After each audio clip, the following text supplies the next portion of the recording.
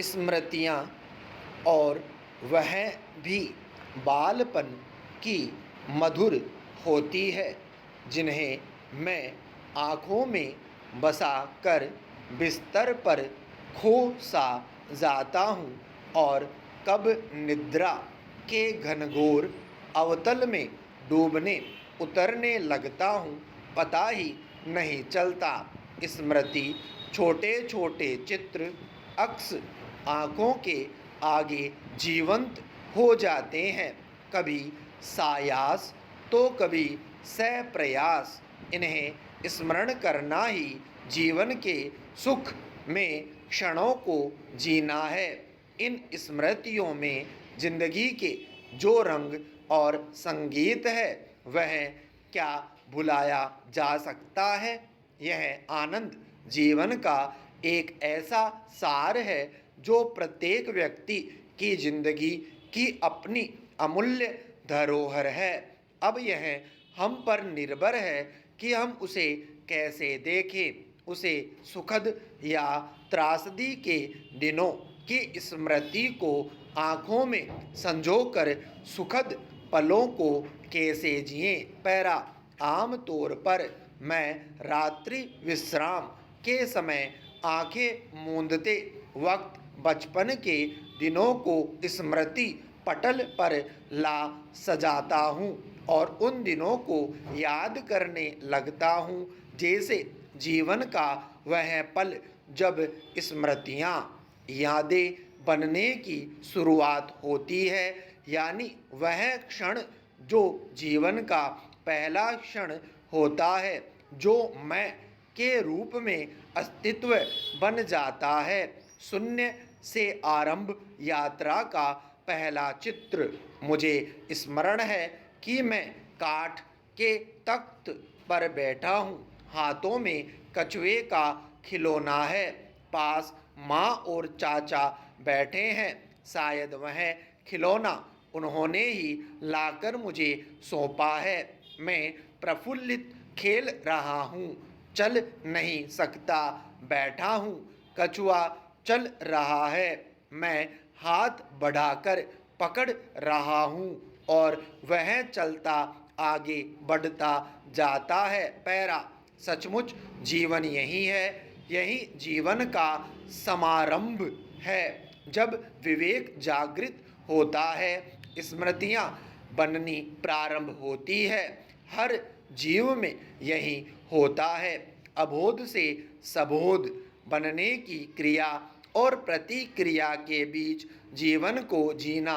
जब हम वह पल याद करते हैं जब समझ का दौर शुरू हुआ था, संसार और आसपास के प्रति समझ आनी शुरू हुई थी, ये कितनी अनमोल स्मृतियां हैं। पैरा लगभग सभी के जीवन में स्मृति एक मनमोहक महक सुगंध के रूप में मन आत्मा में समाई होती है।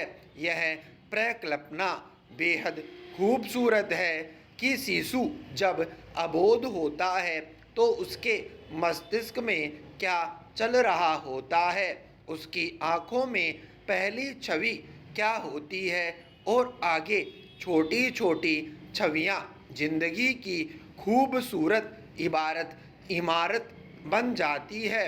एक ऐसी स्मृति श्रृंखला जिसका पल पल बेशकीमती होता है और मन चाहता है बस उन्हें आँखों में बसा कर आनंद के सागर में डूबता उतरता रहूं। पैरा बचपन के दृश्य बेशकीमती होते हैं और आजीवन भुलाए नहीं भूलते।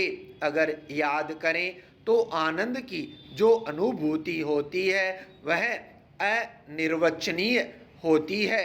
उन स्मृतियों में निसंदेह माँ, पिताजी, भाई, परिजन अंकित होते हैं, मगर आगे जब हम स्कूल के दिनों को याद करें उन छवियों को तो आनंद दो गुना हो जाता है।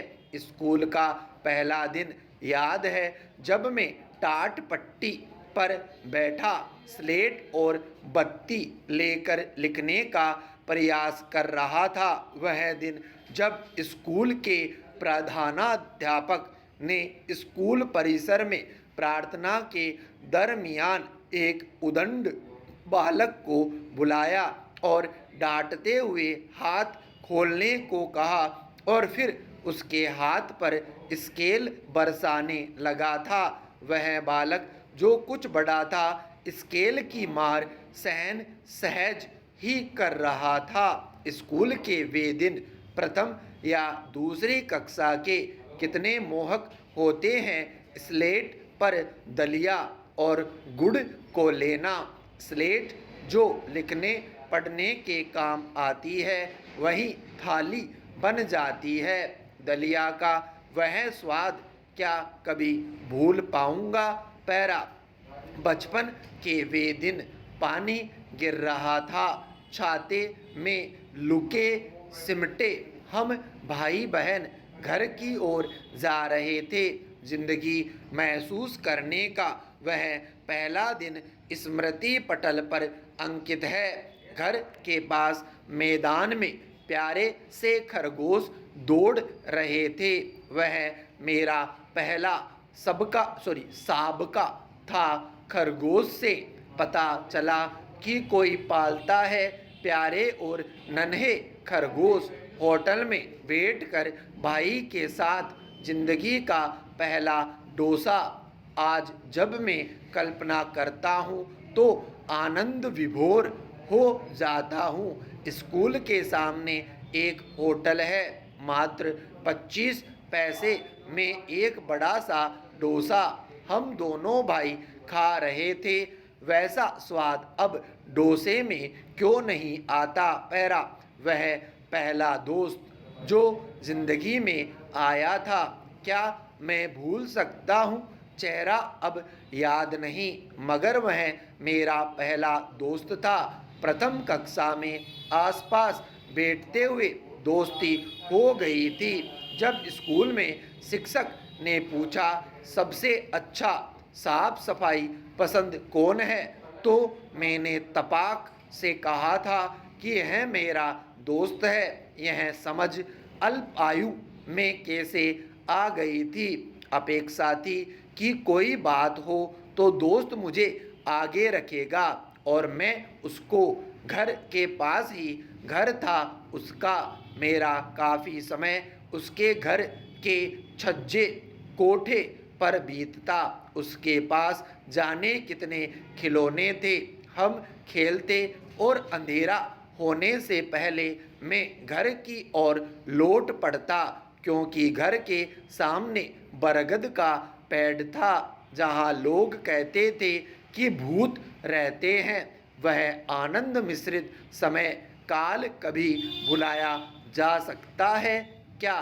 विराम स्टॉप।